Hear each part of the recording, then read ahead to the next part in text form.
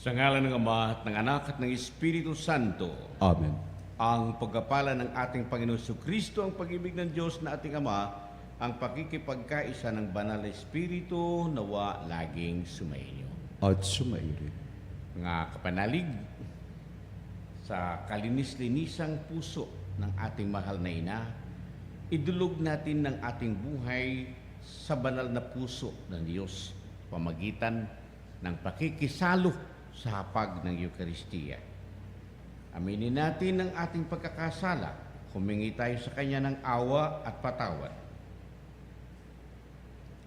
Inaamin ko Sa makapangyarihang Diyos at sa inyo mga kapatid, na lubha akong nagkasala sa isip, sa salita, sa gawa at sa aking pagkukulang. Kaya'y sinasamo ko sa mahal na Birheng Maria, sa lahat ng mga anghel at mga banal, at sa inyo mga kapatid, na ako'y ipanalangin sa ating Panginoong Diyos. Kaawaan tayo ng makapangyarihang Diyos, patawarin tayo sa ating mga kasalanan at patnubayan tayo sa buhay na walang hanggan. Amen. Panginoon, kaawaan mo kami. Panginoon, kaawaan mo kami. Kristo, kaawaan mo kami. Kristo, kaawaan mo kami. Panginoon, kaawaan mo kami. Panginoon, kaawaan mo kami. Manalangin tayo. Ama naming makapangyarihan, nililiwanagan ng iyong maaasahang ilaw ang mga naliligaw na iyong pinababalik sa daan para ikaw ay matagpuan. Ang mga kabilang sa mga nananalig sa iyong anak ay pagkalooban mo na makapagwaksi sa tanang salungat sa ngalang Kristiyanong sa iyo'y tinanggap, upang ito ay talagang mapangatawan ng ganap sa pamagitan ni Jesucristo, kasama ng Espiritu Santo, magpasawalang hanggan. Amen. Pagbasa mula sa aklat ni Propeta Mikas.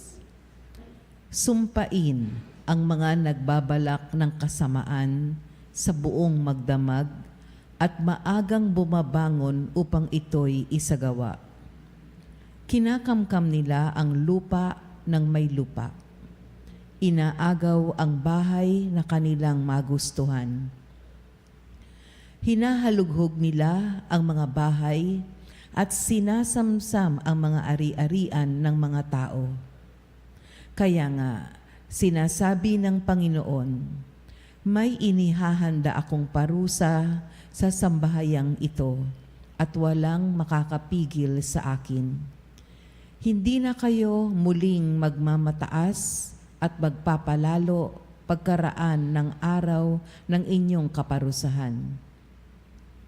Sa araw na iyon ay uuyamin kayo ng inyong mga kaaway at aawitan ng punebre ng kasawian. Ganap na kaming nalipol, inalis na ng Diyos ang lupaing bahagi ng aming sambahayan at ibinigay sa mga bumihag sa amin.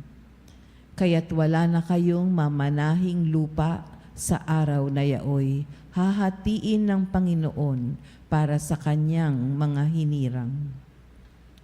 Ang salita ng Diyos. Salamat sa Diyos.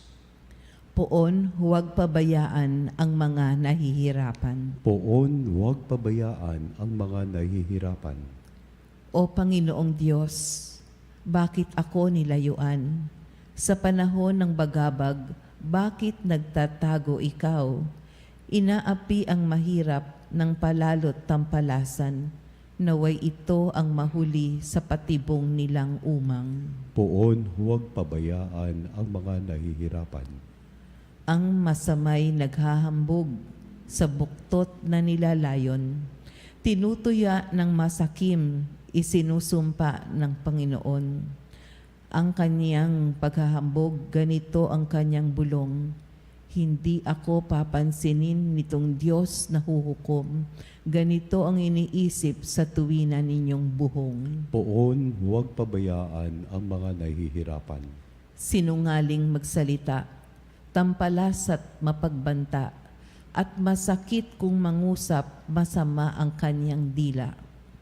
Sa liblib ng nangungubli, nag-aabang at ang nasa'y patayin ang walang salat, walang malay na nilikha. Poon, huwag pabayaan ang mga nahihirapan. Kita mo ang nalulungkot, pati na ang nagdurusa. Ika'y laging nakahanda sa pagtulong sa kanila. Ang wala nang maaasahan ay sa iyo nagpupunta, pagkat di ka nagkakait ng tulong mo sa kanila. Poon, huwag pabayaan ang mga nahihirapan.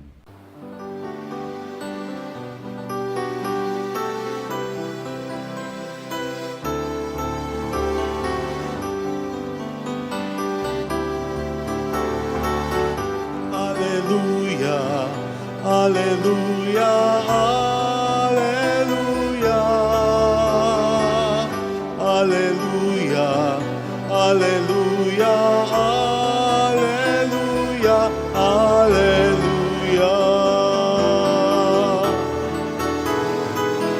hallelujah, hallelujah, hallelujah, hallelujah.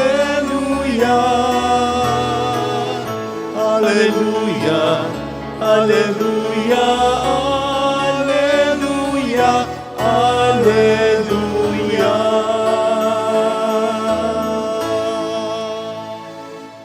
Sumainyo ang Panginoon, At sumairin. ang pagpapahayag ng balita ng Panginoon ayon kay San Mateo. Papuri sa iyo, Panginoon. Noong panahong yon, umalis ang mga Pariseo at nag-usap-usap kung paano ipapapatay si Jesus. Alam ito ni Jesus. Kaya't umalis siya roon. Maraming sumunod sa kanya at pinagaling niya ang lahat ng may sakit. Ngunit mahigit niyang ipinagbilin tungkol sa kanila na huwag ipamalita tungkol sa kanya. Nangyari ito upang matupad ang sinabi ni Propeta Isaias, "Narito ang lingkod ko na ako rin ang humirang. Minamahal ko ng labis, lubos kong kinalulugdan, ang banal kong espiritu sa kanya ay ibibigay sa lahat ng mga bansa. Ibabadhay katarungan, hindi siya nakikipagtalo, mahinahon kung mangusap, ang tinig niya sa lansangay, tinig lamang na paanas. Hindi niya puputulin yaong tambong nakahapay, ni hindi rin papatayin ang umaandap na ilawan. Hanggang itong katarungay, mapagtagumpay niyang ganap, at ang pag-asa ng tao sa kanya ay ilalagak." Ang mabuting balita ng Panginoon. Pinupuri ka namin, Panginoong Heso Kristo. Mga kapanalig, iisa lang po ang damdamin ng ating ebanghelyo po ngayon, nais ng ating Panginoon na sabihin sa ating lahat na siya po ay punong-puno ng habag, punong-puno po siya ng pag-ibig at ng pagmamahal. At mahal niya, kinakalinga, inaaruga ang mga nagdarahop, yung mga nagdurusa. Sabi nga dito, hindi niya babaliin yung isang tambo o kaya papatayin ng ilawang aandap-andap, sumasagisag na yung mahihina ay makakatagpo ng kalakasan at kalusugan sa Panginoon. Yung mga inaapi ay makakatanggap sa Kanya ng katarungan. Nakakalungkot siguro talaga ang buhay mo kung sa buong magdamag ay nag-iisip ka ng ikapapahamak ng iyong kapwa-tao. Ano ba talaga yung masidhi o yung napakalalim mong adhikain sa buhay? Ang puso mo ba ay mapanligtas o mapagparusa o mapaglinlang? Ano bang hinahangad mo ng malalim? Ano ba talaga yung pinakamalalim mong pinapangarap? Ang makapagdulot ng saya para sa iba? O pasayahin lamang ang iyong sarili? Sana ang puso mo'y walang hangaring makapagpahamak. Wala dapat hinahangad itong nakasisira para sa iba. Dapat sana ikaw ay palaging mapanligtas. Tandaan natin na sinasabi ng Panginoon, parurusahan niya ang mga pusong palalo at mapanlinlang. Kasumpa-sumpa, yung mga puso o yung mga isipang sa buong magdamag ay nag-iisip ng ikapapahamak ng kanyang kapwa. Siya ay tutumba rin pagdating ng panahon. Kaya ngayong pong umaga, pag-isipan nating mabuti. Magandang mithiin, magandang misyon ang makisalo lagi sa hapag ng Panginoon, sa hapag ng kanyang pagliligtas, sa hapag ng kanyang pagkalinga. Sa bawat Eukaristiyang ating pinagsasaluhan, ipinapahayag ng Panginoon ang kanyang hangaring iligtas ang bawat isa. Sana'y ganito rin ang iyong damdamin at ang iyong pinapangarap sa buhay.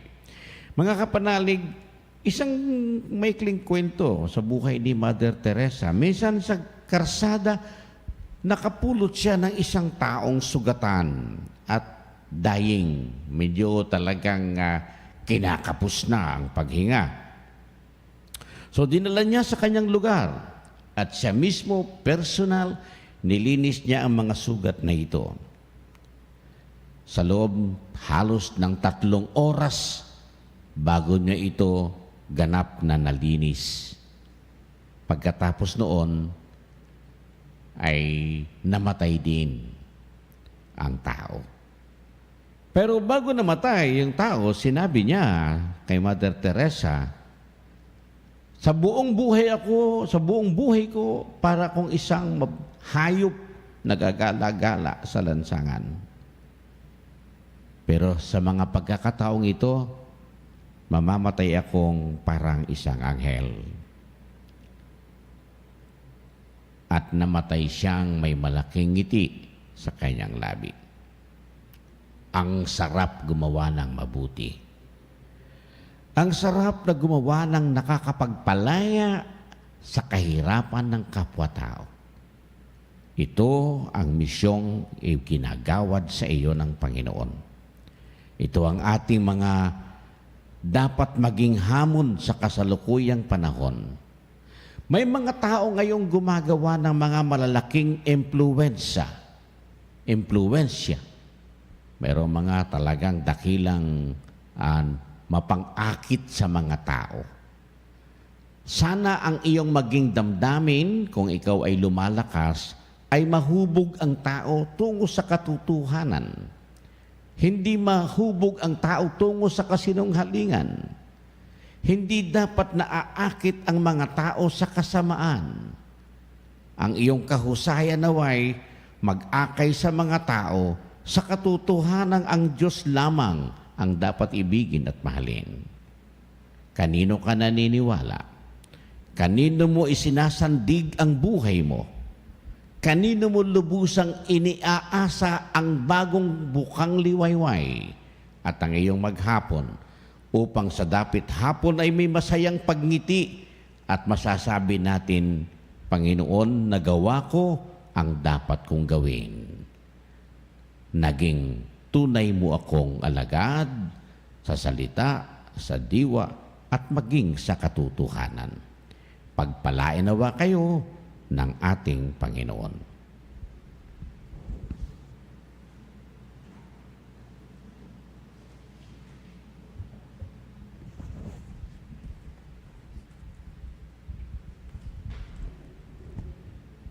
Bumaling tayo sa Diyos, ang ating mahabaging Ama, siyang hindi tumatalikod sa mga mahihirap at mga nangangailangan.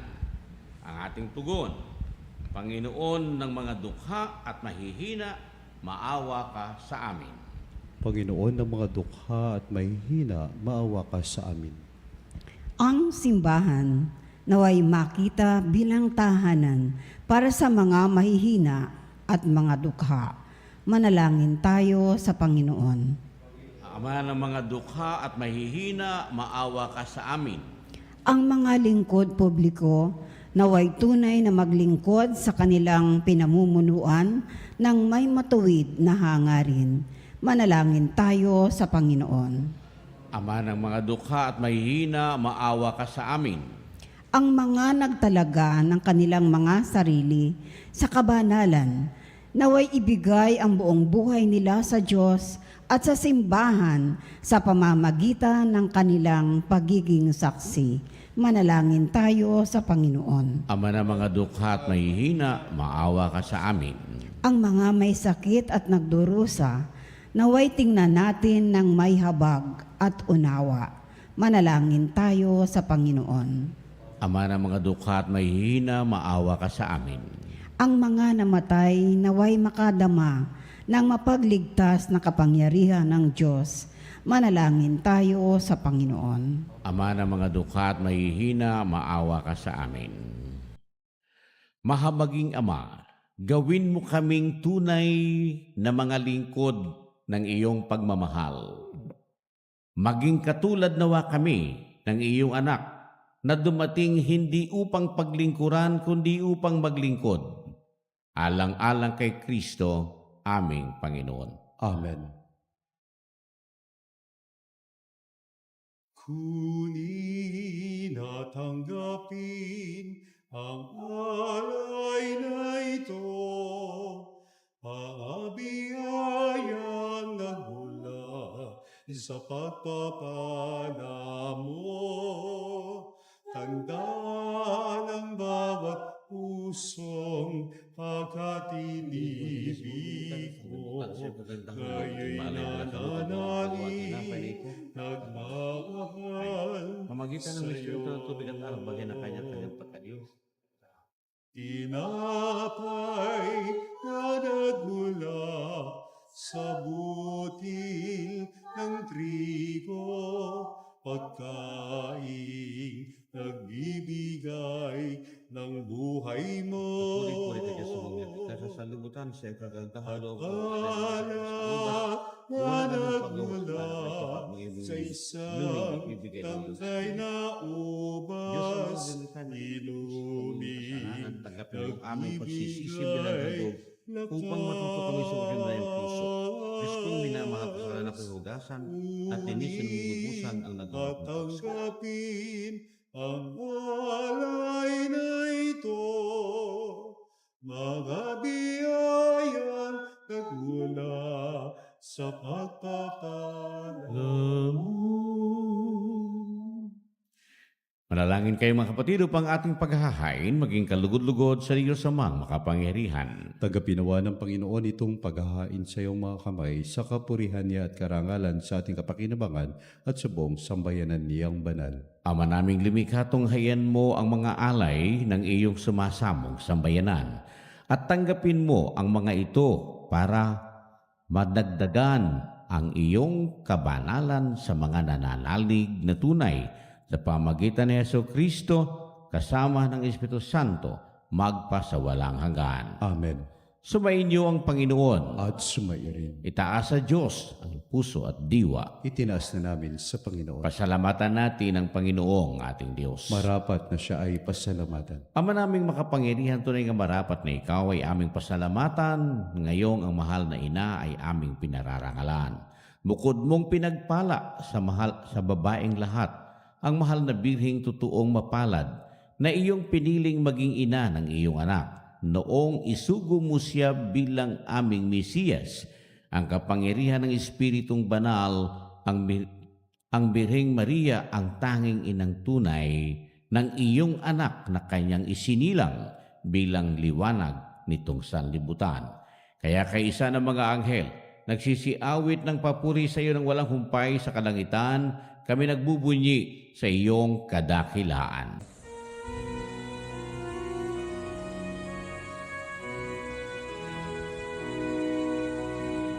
Santo, Santo, Santo, Panginoong Diyos ng mga hukbo, napupuno ang langit at lupa ng kadakilan mo. Hosana, Hosana sa kaitaasan. pinagpalang na paririto sa ngalan ng Panginoon. Hosana, Hosana sa kaitaasan.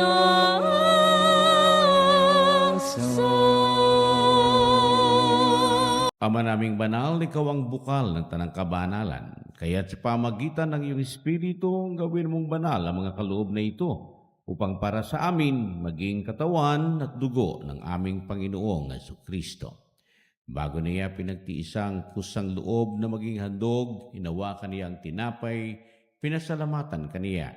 Pinaghati-hati niya iyon, iniabot sa kanyang mga alagad at sinabi, "Tanggapin ninyong lahat ito at kanin. Ito ang aking katawan na ihahandog para sa inyo."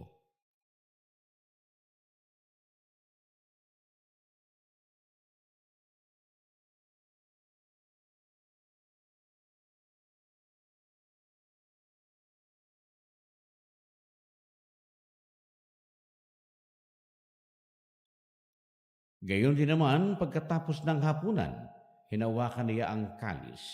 Muli kaniyang pinasalamatan. Iniabot niya ang kalis sa kanyang mga alagad at sinabi, "Tanggapin ninyong lahat ito at inumin. Ito ang kalis ng aking dugo ng bago at walang hanggang tipan. Ang aking dugo na ibubuhos para sa inyo at para sa lahat sa ikapagpapatawad ng mga kasalanan. Gawin ninyo ito pag-alaala sa akin."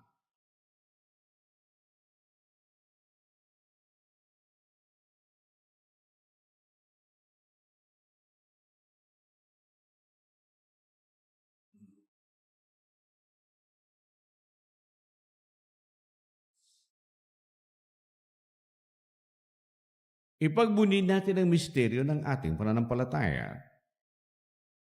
Si Kristo'y namatay, si Kristo'y nabuhay, si Kristo'y babalik sa wakas ng panahon. Ama, ginagawa namin ngayon ang pag-alaala sa pagkamatay at muling pagkabuhay ng iyong anak. Kaya tinialay namin sa iyo ang tinapay na nagbibigay buhay at ang kalis na nagkakaloob ng kaligtasan. Kami nagpapasalamat dahil kami yung minarapat na tumayo sa harap mo para maglingkod sa iyo.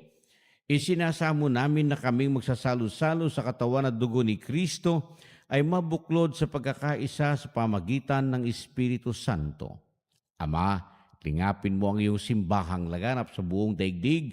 Puspusin mo kami sa pag-ibig kaisa ni Francisco na aming Papa, ng lahat ng mga obispo at ng tanang kaparian. Alalahanin mo rin mga kapatid naming na himlay, nang may pag-asang sila'y muling mabubuhay, gayon din ang lahat ng mga pumanaw. Kaawaan mo sila at patuloyin sa iyong kaliwanagan. Kaawaan mo at pagindapatin kaming lahat na makasalo sa iyong buhay na walang wakas. Kaisa ng mahal na Birheng Maria na ina ng Diyos, ni San Jose na kabiyak ng kanyang puso. Kaisa ng mga apostol at ng lahat ng mga banal na namuhay dito sa daigdig ng kalugod-lugod sa iyo, maipagdiwang nawa namin ang pagpupuri sa ikararangal mo sa pamagitan ng iyong anak na aming Panginoong Hesu Kristo. Sa pamagitan ni Kristo kasama niya at sa Kanya, ang lahat ng parangal at papuri ay sa iyo. Diyos amang makapangyarihan, kasama ng Espiritu Santo, magpasawalang hanggan. Amen. Amen. Amen.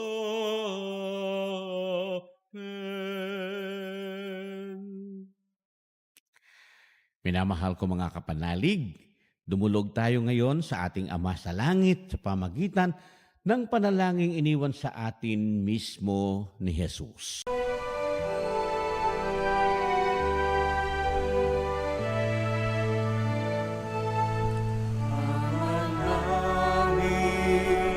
Sumasalangit ka, sambahin ang ngalan mo, mapasa amin ang kaharian mo,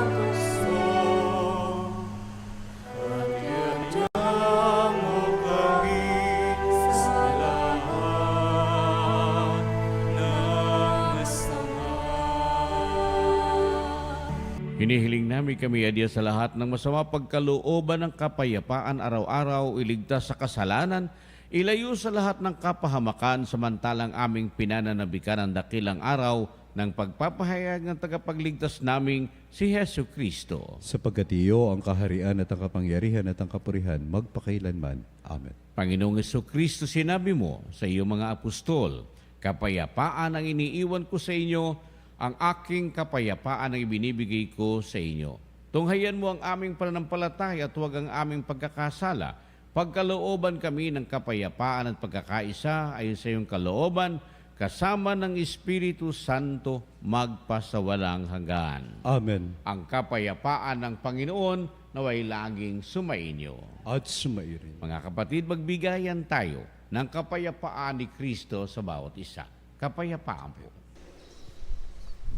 Kordero ng Diyos na nag-aalis ng mga kasalanan ng sanlibutan, maawa ka sa amin.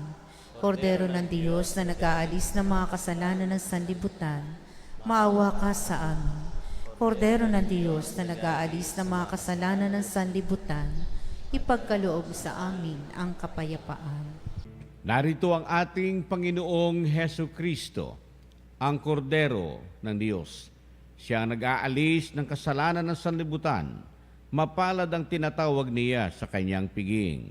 Panginoon, hindi ako karapat-dapat na magpatuloy Tuloy sa iyo. Ngunit sa isang salita mo lamang ay gagaling na. ako. Naway ingatan tayo at ipagsanggalang ng katawan at dugo ni Kristo hanggang sa buhay na walang hanggan. Amen.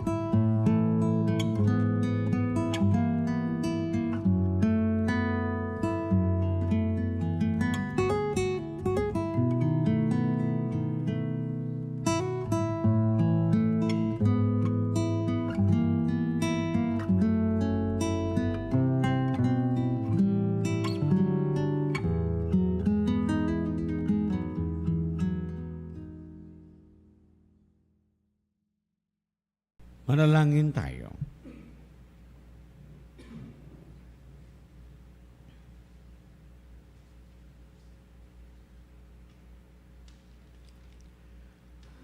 Ama naming mapagmahal, kaming mga pinagsalo mo sa piging na banal ay makatanggap nawa ng bungang karagdagan ng iyong pagliligtas na aming ipinagdiriwang sa pamagitan ni Hesu Kristo, kasama ng Espiritu Santo magpasawalang hanggan. Amen.